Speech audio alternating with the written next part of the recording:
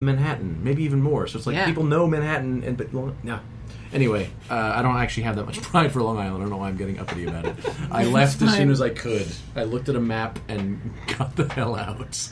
Is that how you, made your way down? Or did you go other places first? I applied to a bunch of colleges, and I got into UT, which was very hard to do when you're not from Texas. I know I didn't get in. I got in UT, and my uncle, who's a computer science professor, not at UT, but he's a professor in New York. He said, "Oh, UT's a really good school." I went, "Really? Okay, great." I got in, and I looked at the map. I was like, "Oh, it's 1,800 miles. Okay, I'll go." I accepted going without visiting the campus or seeing Austin. I knew nothing about it. I was like, they have 50,000 students. They must have money. It'll be all right. I didn't think I was going to stay. I'm not just going to school. I'm going to the school. I didn't think I was going to stay in Austin. And then I got to Austin. I was like, oh, Austin's really cool. Huh. Yeah. And then as I traveled more, and I really didn't travel much until improv took over my life. For a while I had this idea. I was like, maybe Austin isn't actually that good. Like maybe it's not where I grew up, so maybe I think it's awesome just because it's not a suburb. Sure. And then as I traveled more, I was like, oh no, I actually legitimately like Austin, which is cool. But yeah, I came here almost 21 years ago and never left. Oh yeah, 21 years. Yeah. I was like, we've established we're the same age, so I was like, oh yes, that is how many years, because I went to college in Dallas. Except for I did visit. Yeah. So when I went to, my mom was nice enough to travel around the country with me. I'm from Boston. Okay. And so when I was looking at colleges, I was like, I will be going anywhere away from New England. I do not want to be here. I don't want to be part of it. I get that. And everyone kept saying to me, but there's so many great, amazing colleges in Boston. And I was like, yeah, I'm good. It's fine. I did 18 years here. I feel like that's my prison sentence. We're done. That's how I felt. I got in and then I fled. When I came home for Christmas after my first semester, the stuff was still on my walls. That calendars were still set to August. I bolted as fast as I could. Yeah. Wild. Yeah. I mean, I haven't even been back to Boston in 5-6 years even. I actually went back in October. Is that this year? I think it was this year. Yeah, I went back in October for my 20th high school reunion. Yeah, that would have been. Because I told myself a long time ago, I was like, I'm going to go back for my 20th and never go back again. And I did. I went back. I did the thing. I ate a bunch of pizza, which was mainly why I went back. And then I came home. Should have crossed pizza off your list. Oh, yeah. That's what it's got. It's got pizza, it's got bagels, and it's got a bunch of New York attitude without the fun of New York City. Oh. But I mean, if anyone's listening from Long Island, you can leave. Just want to let you know it's possible that you can escape. I did it. It's funny how that is, though, the idea that people feel, because I find that a lot with friends of mine from growing up, or even people I meet along the way, even people who are from here who have never left. They just well, I mean, but I can't. And you're like, no, but you can. Yeah. The beauty of it not being, horse-drawn carriages is that you literally can go wherever you like. And the country's large enough that you're still a citizen, even if you go somewhere very far away. Yeah, I mean, I knew people growing up with me that had a hatred for Long Island. They hated where we grew up, or at least they said they did, and they never left. Now they're the mayor. It's like you can go. It's like I feel that way too, and I left. You just go, just leave, just point yourself in a direction and fuck right off. It's fine. Whatever. Some people just like to be miserable, and those are the people who are in New York. It's funny. That's exactly how I feel about Boston. There's a certain northeast attitude, I think, that permeates. It's the winners, right? It's the winners. I don't know. I think that sometimes, but I don't know. I mean, people in Minnesota are really nice. It's very cold there. That's a good point. Yeah, I don't know. You know what I mean? I don't know. I mean, I've met people from lots of cold places, like Chicago. They're lovely. I mean, they really like avoiding laws. I'll give you that. Yeah. There's a lot of corruption, but, there's corruption in warm places, too. What are you going to do? Not move there. Well, I don't live in Chicago. Yeah. That's also why I don't live in New Orleans. Yeah. Sorry, New Orleans.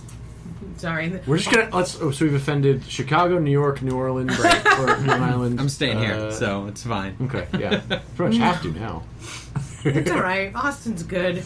I mean, I found out a couple of years ago that Austin had mob, and I thought that was fascinating. Yeah, wait, what? Was an Austin mob? Yeah, there was. There was? Yeah, When? I don't even know if it still exists. It might still, man. but like a lot of Congress was run by a mob, and there's a whole like Austin history Oh my God, that's so cool. of like guys that had, I don't even know what the crux of their like mobness was about.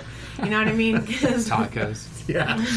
well, I don't know. I mean, man. Prohibition was across the country. Maybe that's what Yeah. it was at that time, Yeah, or something like probably. that. But there was a lot of like when Austin was just sort of like a farm town. Yeah, small town. As it started building up, the people who are the forefathers, Were the mob? in fact, most of the names that we probably recognize are people who are in the mob. And they like put in the infrastructure, and then everyone was just like, "It's cool," and then they died off, and everyone's like, "Meh," but we don't need to keep doing that. But yeah, there's a lot of it. I read something and went to some sort of historical society thing. I don't even remember what it was, but I was like, "What? No way!" Yeah, I'm gonna have to look So this up. I know. yeah, whole Austin mob situation. I mean, I don't know that much about it, but clearly I can't remember any of the names. But you know what I mean, like Love it. The names of the mobs? the name of the like mob guys. Oh, you know, I'm like, I It's don't know Jeff's your- gang, watch out. That's why I didn't last, because everyone was just like, It was "No, that Jeff, Name. you're so silly, You're Jeff." so nice, Jeff. No, I'm not. I'm super mean. I'm in the Oh, mob. sure you are. Have a beer. And thus opened the Alamo Draft House.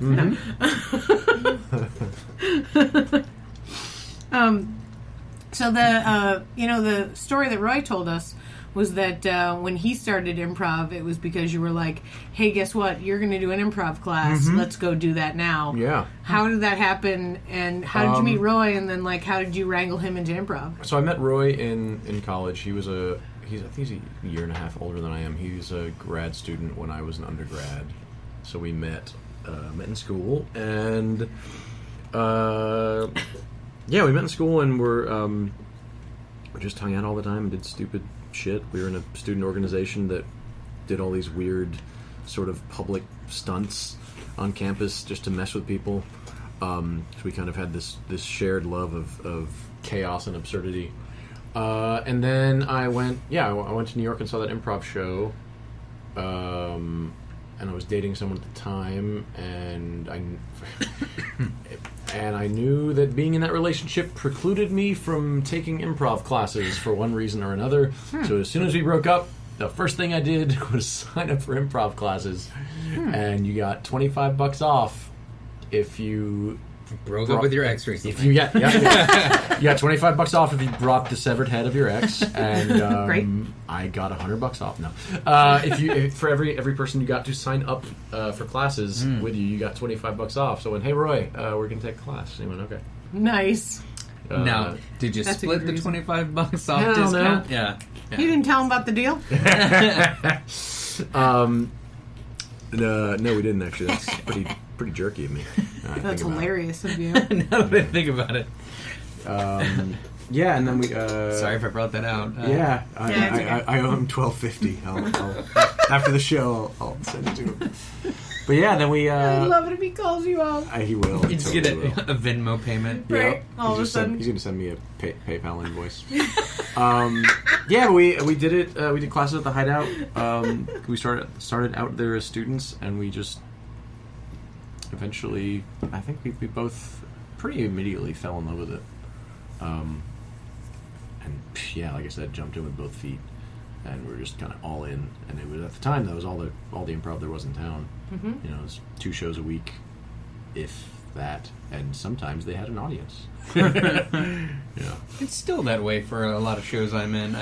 Yeah, definitely but that's on that. because there's, you know, Right, 19 50 different shows. No, I mean there's 11 or 12 alone at the Hideout. So I mean there's got to be, I don't know, 35 to 50 improv shows a week in Austin. If not Yeah. more, yeah. It's stupidity.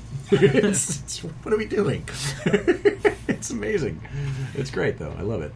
Yeah, there's a new boon of that I've noticed of people doing backyard shows and people finding random venues that they can just do shows in, and it's like, oh boy, this is getting wild. But man, if people are hungry and they want to just find an excuse to get up on a stage in theory in front of people, fucking great. Man, I love it. Is improv stock going to fall after this? Improv stock is going to plummet. Improv stock. I don't know. I actually shorted all of my improv stock. Damn it! You're betting against us? Are you kidding me? Come on. Smart. I wish I understood any of the things you were talking about. What's a stock? How do you short it? Never mind. I don't need to know. You know what? I'm gonna sell you some land. It's in Florida. It's in Florida. Yeah. Yep. Do you have a Nigerian prince who's going to give me a check? I do. That's okay. I'll accept that. Yeah, that's good. That's the only place I receive checks. It's Venmo or Nigerian. Yes, that's it. Those are my two methods of receiving money. Still haven't gotten on the Venmo. I know. It's fine. I might. Are you guys on it? Mm-mm. Yeah. Oh, you're on it. Oh, okay. Yeah, I receive money. Wow, that wasn't vague at all. Are you the Austin mob She's now? Did you just because I think that was pretty poor planning to mention that.